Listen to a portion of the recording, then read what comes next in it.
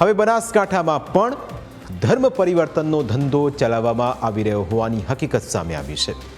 બનાસકાંઠાના દાંતામાં આવેલી આ છે બેનેજર ઇંગ્લિશ મીડિયમ સ્કૂલ। આ સ્કૂલમાં જ ધર્મ પરિવર્તનની પ્રવૃત્તિઓ ચાલતી હોવાના સનસનીખેજ આક્ષેપ થયા છે।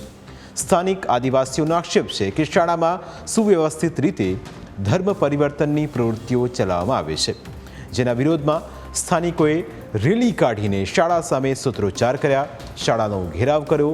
જો કે ભીડનો આક્રોશ જોઈને સંચાલકોએ અગાઉથી જ વિદ્યાર્થીઓને રજા આપી દીધી હતી।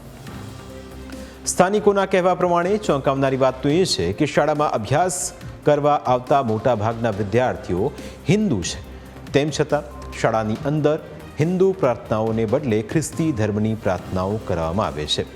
લોકોનું કહેવું છે કે શાળામાં પટાવાળા તરીકે કામ કરતી એક આદિવાસી યુવતીએ જાહેરમાં સ્વીકાર્યું કે તેણે છેલ્લા 5 વર્ષથી ધર્મ પરિવર્તન કર્યું છે। कोई धर्म हिंदू धर्म नहीं मानता। भगवान की पूजा नहीं करता તમે?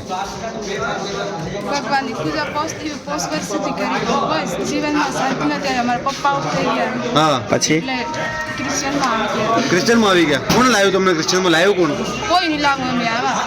પણ આવા પણ કોક તો લાવ્યું હોય ને, એમને રસ્તા વગર ક્યાંથી આવ્યા તમે? સ્કૂલ વાળા લાવ્યા? સ્કૂલ માંથી લાયા કે પાદરી માંથી? તો પાદરી આવ્યા હતા? કોઈ નહીં, પાદરી આવ્યા। પાદરી આવ્યા હતા?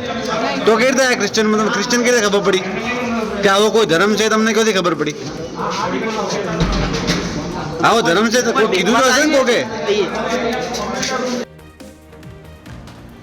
યુવતીએ સ્વીકાર્યું કે તે ખ્રિસ્તી બની ગઈ છે, પરંતુ તે કોના દ્વારા ખ્રિસ્તી બની છે તેનું નામ આપવા પણ તૈયાર નહોતી, અને તેને પગલે લોકોમાં રોષ વ્યાપ્યો છે।